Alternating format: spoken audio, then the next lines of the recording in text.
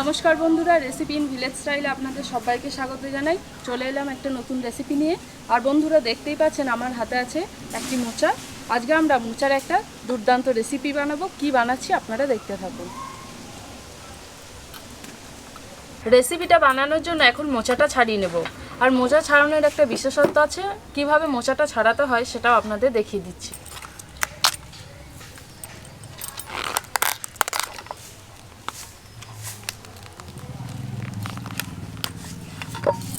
মোচার ফুলের মধ্যে যে সরু আঁশের মতো অংশগুলো আছে সেগুলোকে বাদ দিয়ে দেব।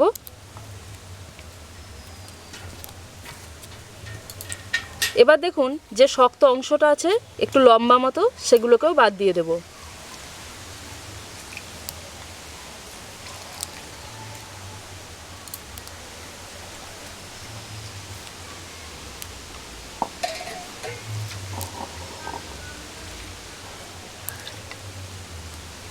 ঠিক একইভাবে পুরো মোচাটাকে আমরা ছাড়িয়ে নেব।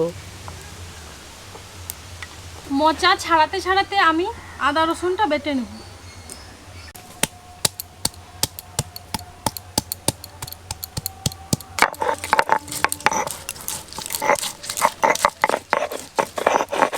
এই রেসিপিটা বানানোর জন্য আমি আদা রসুনকে এইভাবে বেটে নিয়েছি, খুব বেশি মিহি করে নিয়ে নিই।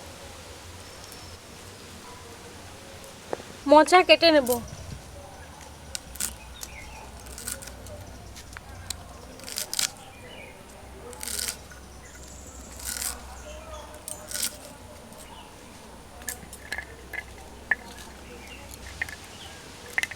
এইভাবে পুরো মোচাটা কেটে নেব। কড়াই বসিয়ে নিয়েছি, এখানে 4টি শুকনো লঙ্কা নিয়েছি। শুকনো লঙ্কাগুলো শুকনো কড়াইতে নেড়ে নেব। লঙ্কাগুলো শুকনো কড়াইতে ভাজা হয়ে গেছে, এবার তুলে নেব। কড়াইতে সাদা তেল দিয়ে দিয়েছি। এখন এখানে কিছু বাদাম নিয়েছি, সেই বাদামগুলো ভেজে নেব। বাদামগুলো ভাজা হয়ে গেছে, তুলে নেব। কড়াইতে দিয়ে দিয়েছি জল। এবার 2টি মাঝারি সাইজের আলু সিদ্ধ করে নেব। আলু সিদ্ধ করে নামিয়ে নিয়েছি, এবার মোচাটা সিদ্ধ করে নেব। তার জন্য কড়াইয়ের মধ্যে জল নিয়ে নিয়েছি। এখন এই জলের মধ্যে দিয়ে দেব হলুদ গুঁড়ো, লবণ। এবার দিয়ে দেব কেটে রাখা মোচাগুলো।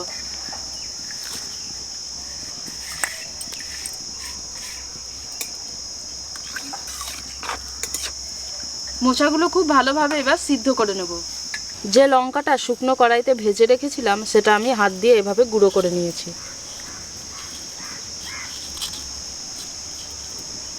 মোচাটা সিদ্ধ হয়ে গেছে খুব ভালোভাবে, এবার এটাকে নামিয়ে নেব।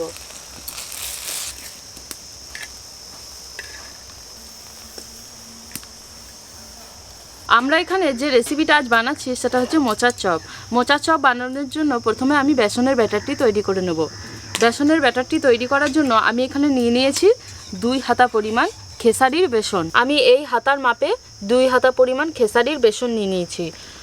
আর বন্ধুরা, আপনারা তো জানেনই খেসারির বেসন কিন্তু অন্যান্য বেসনের থেকে একটু অন্যরকম। তার কারণ হচ্ছে এর মধ্যে বেশ দানা দানা ভাব থাকে আর ভীষণ মুচমুচে হয় যে কোনো চপ।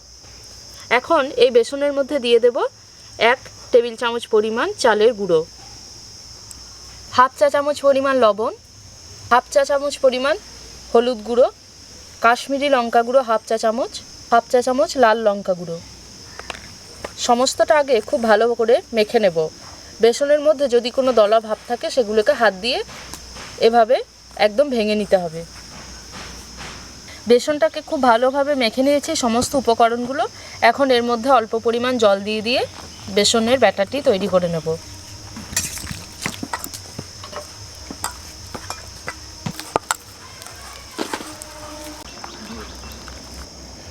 ব্যাটারটি এখনও বেশ মোটা আছে, এর মধ্যে আরও কিছুটা পরিমাণ জল দিয়ে ব্যাটারটিকে পাতলা করে নেব। তবে খেয়াল রাখতে হবে খুব বেশি পাতলা যেন না হয়ে যায়। বেসনের ব্যাটারটি তৈরি করে নিয়েছি। দেখুন এর ঘনত্বটা খুব বেশি মোটাও নয় আবার খুব বেশি পাতলাও নয়। আমি এরকম করে বেসনটাকে মেখে নিয়েছি। এবার বেসনটাকে ঠিক এভাবে খুব ভালোভাবে ফেটে নেব। বেসন যত ভালোভাবে ফাটবেন চপ কিন্তু তত বেশি মুচমুচে হবে। বেসনটাকে এভাবে ঘুরিয়ে ঘুরিয়ে খুব ভালোভাবে ফেটে নেব। বেসনটাকে খুব ভালোভাবে ফেটে নিয়েছি। এখন এর মধ্যে দিয়ে দেব 1 চিমটে পরিমাণ বেকিং সোডা। আবারও খুব ভালোভাবে ফেটে নেব। কড়াই দিয়ে দিয়েছি সাদা তেল। এখন এর মধ্যে দিয়ে দেবো পেঁয়াজ কুচি। এখানে দুটি ছোট সাইজের পেঁয়াজ কুচি করে নিয়েছি। পেঁয়াজ কুচিটা দিয়ে দিলাম। পেঁয়াজ কুচিটা হালকা বাদামি করে ভেজে নেব। পেঁয়াজটা বাদামি হয়ে ভাজা হয়ে গেছে। এখন এর মধ্যে দিয়ে দেব আদা রসুন বাটা। এখন এর মধ্যে দিয়ে দেব অন্যান্য মশলাগুলো। কাশ্মীরি লঙ্কা গুঁড়ো 1 চা চামচ, হলুদ গুঁড়ো 1 চা চামচ, ভাজা জিরে গুঁড়ো 1 চা চামচ, ভাজা ধনে গুঁড়ো 1 চা চামচ। মশলাটাকে কিছুক্ষণ খুব ভালোভাবে নেড়ে নিয়েছি। এখন এর মধ্যে দিয়ে দেব জল ঝরিয়ে রাখা মোচার টুকরোগুলো, সিদ্ধ করে রাখা আলু। আলুগুলো হাত দিয়ে একটু ভেঙে দেব। ভাজা লঙ্কা গুঁড়ো। এখন এর মধ্যে দিয়ে দেব ভাজা বাদাম, ধনেপাতা কুচি। মশলার সাথে আলু এবং মোচাটা দিয়ে খুব ভালোভাবে কষিয়ে নিয়েছি। এখন এর মধ্যে দিয়ে দেব গরম মশলা গুঁড়ো 1 চা চামচ। গরম মশলা গুঁড়ো দিলে কিন্তু মশলার সেন্টটা খুব ভালো লাগবে, আর চপটা কিন্তু খেতেও ভীষণ সুন্দর লাগবে। মশলাটাকে খুব ভালোভাবে কষানো হয়ে গেছে। এবার এটাকে নামিয়ে নেব। আলুগুলো হাত দিয়ে চাপার পর আমি যেহেতু কলা পাতার উপর রাখবো, তাই প্রথমে কলা পাতার উপর আমি সামান্য পরিমাণ বেসন ছিটিয়ে দেব। এখন এই মেখে রাখা মশলা এবং মোচা এবং আলুটাকে গোল গোল করে হাত দিয়ে পাকিয়ে নেব।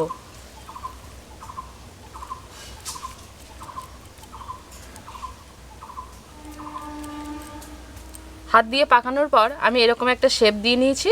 এবার এটাকে কলা পাতার উপরে যে বেসন ছড়িয়ে রেখেছিলাম তার উপরে রেখে দেব।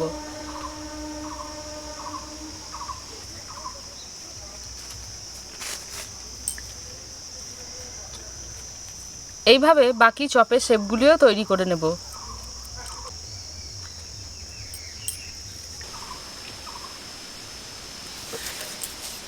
এবার আমি একটু বেসন নিয়ে এভাবে চপের উপর ছড়িয়ে দেব।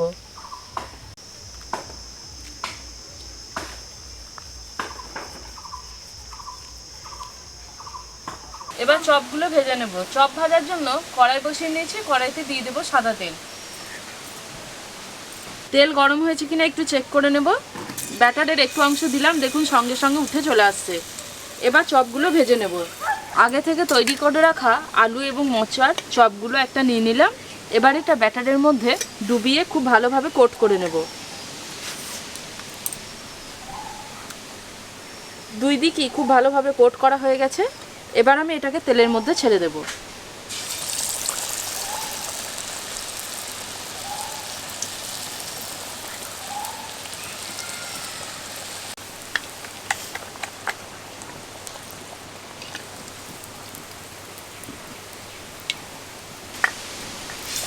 ঠিক একইভাবে অন্য চপগুলোও ভেজে নেব। উল্টে দিয়ে অন্য দিকটাও ঠিক একইভাবে খুব ভালোভাবে ভেজে নেব। ভাজা হয়ে গেছে, তুলে নেব।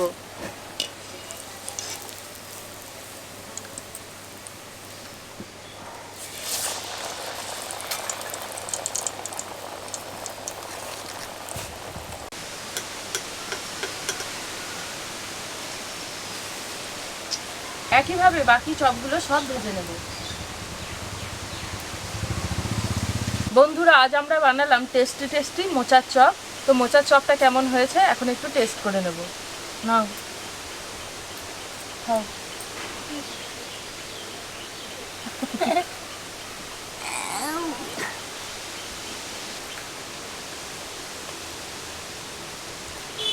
মোচার চপটা খুব ভালো হয়েছে, অসাধারণ হয়েছে, সুন্দর হয়েছে। ভীষণ সুন্দর লাগছে মোচার চপ। আর পাঁশকুড়ার চপ তো আমাদের চ্যানেলে আছেই, সেটা আপনারা দেখবেন। ভীষণ সুন্দর টেস্টি পাঁশকুড়ার চপ, আর তার সাথে আজ বানালাম মোচার চপ।